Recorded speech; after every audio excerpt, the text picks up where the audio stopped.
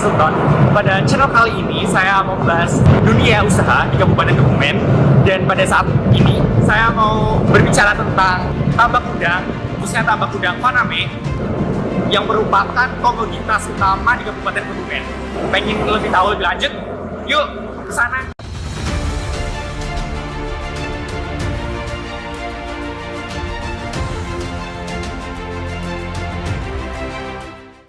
Ya, jadi saya sudah berada di lokasi salah satu tambak udang di daerah Desa Karangreja, Kecamatan Pertanahan, Kabupaten Kebumen, yang dimana di sini tuh membudidayakan jenis udang Faname.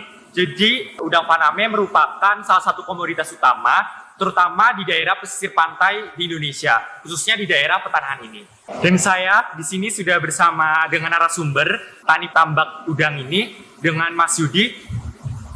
Ya, selamat siang Mas. Selamat siang. Ya, di sini saya ingin mewawancarai mengenai usaha-usaha Mas mengenai tambak udang Faname.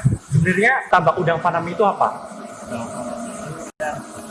Lebih namanya kan kayak untuk peternakan sama aja kayak ayam berdaging lah. Oh iya. Jadi pertumbuhannya bisa dipercepat daripada udang liar. Lalu apa yang membedakan udang Faname ini dengan jenis udang-udang lain? Kalau udang Faname ini sifatnya udang yang dipelihara secara intensif. Yang jelas itu pertumbuhannya bisa dipacu. Itu maksimal umur 120 hari kalau buat saya. Tapi kalau untuk mengejar ses 100 itu sekitar umur paling lambat yang 60 hari itu udah dapat keuntungan. Kalau makin besar kan semakin keuntungan lebih maksimal. Jadi seperti itu. Mungkin para pengusaha di luar ingin mengetahui bagaimana cara merawat udang Faname ini dan bagaimana cara mempersiapkan dari awal untuk pengusaha-pengusaha pemula seperti itu. Ya, yang jelas untuk pemuda ya, yang paling utama itu kalau mau mulai dari awal itu perhatikan konstruksi kolam ya, itu berpengaruh sih sama budidaya. Yang kedua fasilitas, yang ketiga manusianya itu sendiri harus belajar lah, itu yang pokok utamanya. Jadi tadi kan disinggung tentang kolam. Ada kriteria khusus tentang kolam, mungkin kedalamannya, lebar, luas, panjangnya untuk budidaya ini. Yang jelas yang paling pokok itu untuk kedalaman minimal itu 1 meter, itu yang paling jadi acuan. Kalau untuk bentuk kolam, lebarnya, panjangnya itu terserah. Yang penting acuan pertama itu kolam, kalau saya kedalaman 1 meter, itu yang menjadi acuan pertama. Tadi udah berbicara tentang sedikit udang. Boleh lihat tambak udangnya Mas Yudi? Boleh, silakan. Ya kalau mau lihat-lihat. Oke, jadi di sebelah sini itu tambak apa nih Mas? Udah umurnya berapa hari? Yang ini umur 98 hari ya. Yang ini kan, ini satu belum tebar. Belum tebar. Tapi saya gunakan fungsi untuk tandon. Oh, tandon. Jadi Tandon air. Jadi sebelum air masuk ke sini buat penambahan, itu airnya disterilkan dulu. syarat khusus untuk air ini itu gimana Mas? Untuk budidaya tambak udang ini? Syarat air yang jelas harus bersih lah. Pertama harus bersih. Ada syarat pH gitu atau mungkin pH-nya harus berapa? Mungkin harus bebas dari apa gitu? Yang jelas pH ada batasannya. Itu kalau nggak salah itu, lupa ingat ya Mas, ya sekitar 7,5 sampai 8,3 itu buat standar. Nanti kan kalau di atas itu atau di bawah itu ada aplikasi, contohnya seperti kapur-kapuran lah. Jadi cara untuk jaga pH-nya itu dengan kapur ya? Kapur, terutama yang dominan. Kalau sekarang saya pakai kapur-kapuran. Oh, pakai kapur. Sebenarnya banyak metode sih Mas, tergantung Penambak udang penambahnya sudah ini. Ada yang pakai probiotik, macam-macam obatnya. Tinggal kita memilah-milahnya sendiri. Jadi untuk menunjang kesehatan si udang Faname ini, Mas Yudi itu menggunakan obat-obatan apa atau antibiotik apa atau? Untuk menunjang kesehatan udang saya itu memakai salah satunya probiotik lah ya. probiotiknya ya ada macam-macam, tinggal petaninya milih mau probiotik apa ya. Yang satu probiotik, yang kedua saya menggunakan jenis kapur-kapuran untuk menjaga kestabilan air. Kan untuk budidaya itu lebih utama menjaga kondisional air, kondisi air. Jadi selain menggunakan kapur, ada yang menggunakan probiotik. Ya, probiotik sama kapur-kapuran itu. Jadi probiotik ini tujuannya mungkin untuk menyehatkan udangnya, atau ada probiotik lain untuk membesarkan udang, atau Ya, kalau probiotik kan ada yang khusus untuk udang, ada khusus untuk air. Tapi yang tujuan utama itu, yang paling jelas itu merawat kondisi air. Kalau kondisi air nyaman, pasti udang ikut nyaman. jadi kunci dari tambak udang farm ini kuncinya air ya. Kuncinya air. Air harus bersih biar si udangnya ini tumbuh dengan baik. Gitu. Ya. Saya sangat tertarik dengan konsep dan ide dari tambak udang farm ini karena sistem perawatannya sangat kompleks untuk mendapatkan si udangnya itu dengan optimal. Salah satunya yaitu dengan sifon untuk membuang kotoran si udang, dan pembuangannya itu tergantung kotorannya banyak atau tidak. Bisa 1 hari sekali, bisa seminggu beberapa kali.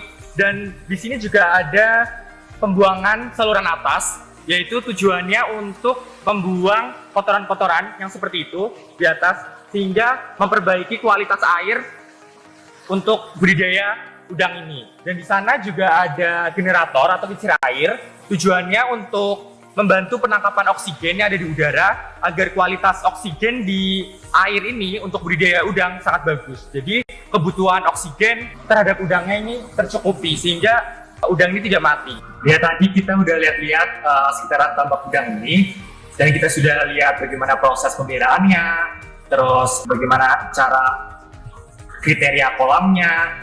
Mungkin sekarang saya ingin tanya suka duka mengenai tambak udang ini, gimana Pak? Ya, salah satu suka dukanya yang pertama, kalau di musim kemarau itu kondisi air cukup dingin lah ya, Mas. Itu yang yang paling berpengaruh. Soalnya kan sering nyemplung kolam, di kolam itu paling sedikit tuh bisa nyampe 1 jam, tapi terlalu dingin. Ya gampang riang lah, ngomong tambak nek musim bayang ini. Kita nek kalau musim hujan kondisi air hangat, nyemplung enak. Nek biasanya ke loro ya ada kerusakan dari alat-alat untuk operasional tambak, apalagi malam itu nyampe berarti jam 12 jam 1 tetap harus diatasi. Jadi setiap malam ini selalu dicek bagaimana kondisi alat-alatnya gitu. Ya, yang jelas itu alatnya nek bisa, yang utama itu pimpin jangan sampai mati, itu yang utama. Ya. Kalau untuk sukanya ya inilah, bebas mau jam berapa kesini lah, nggak ada yang ngatur. Yang ngatur itu diri sendiri. Enaknya itu. Setelah kita bicara mengenai suka duka, mungkin saya ingin bahas tentang pasca panen. Setelah pasca panen ini, udang-udang ini lalu dijual kemana? Kalau udang-udang ini, kalau kan udah ada yang tengkulak yang datang ke sini, katanya sih ya diekspor. Jadi kita kalau mau panen itu kita hubungi bakule disit. Jadi nek bakule durung tekang ini, ya durung wani ngangkat. Soalnya rentan basi. Oh ya. Jadi kan sekarang diangkat, dibersihin, harus langsung masuk es. Itu yang ya harus kayak gini lah. Mas Yudi ini punya beberapa kolam tambak ya. Ya. Mungkin satu kolam ini punya keuntungan berapa persen? Yang jelas kalau satu kolam nggak mesti sih. Yang jelas itu tergantung situasi harga sih. Tapi kalau udang itu bisa dapat keuntungan dari modal awal bisa 100%. Kalau pas dapat harga bagus, pertumbuhan udang bagus, keuntungan bisa sampai 100%. Tapi kerugian juga bisa mencapai hampir 100%. Jadi kondisional tergantung situasi iklimnya ya, Iya. mendukung atau tidak. Terus sama harganya gimana itu. Mengenai harga ini, Iya. jadi di kondisi pandemi ini gimana kira-kira, untung atau rugi? Kalau untuk kondisi pandemi sekarang ini, kondisi harga udang ya termasuknya bagus. Termasuk bagus. Termasuk bagus. seperti tahun-tahun kemarin itu kalau untuk bulan-bulan sekarang ini harga di bawah standar. Kalau menurut saya harga standar itu per size 100-nya itu kan 50. Kalau sampai di bawah 50 ya untuk keuntungan nggak maksimal. Kalau sekarang kan 50 lebih. Setelah lihat-lihat bagaimana proses penambakan, bagaimana mempersiapkan tambak udang ini, bagaimana cara pemeliharaannya, saya sangat tertarik karena mengingat untung yang diberikan dari hasil usaha ini sangat besar. Namun juga harus diingat bahwa kita juga dapat kerugian yang sangat besar jika iklim tidak sesuai, tidak mendukung, atau pemeliharaannya tidak sesuai seperti kincir anginnya apabila malam berhenti, itu sangat fatal untuk usaha tambak seperti ini.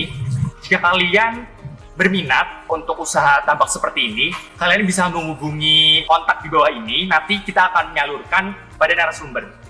Ya, baik Pak, terima kasih atas sharing-sharingnya. Mungkin kedepannya kita bisa bekerja sama lebih lanjut. Oh ya, terima kasih juga. Makasih Mas.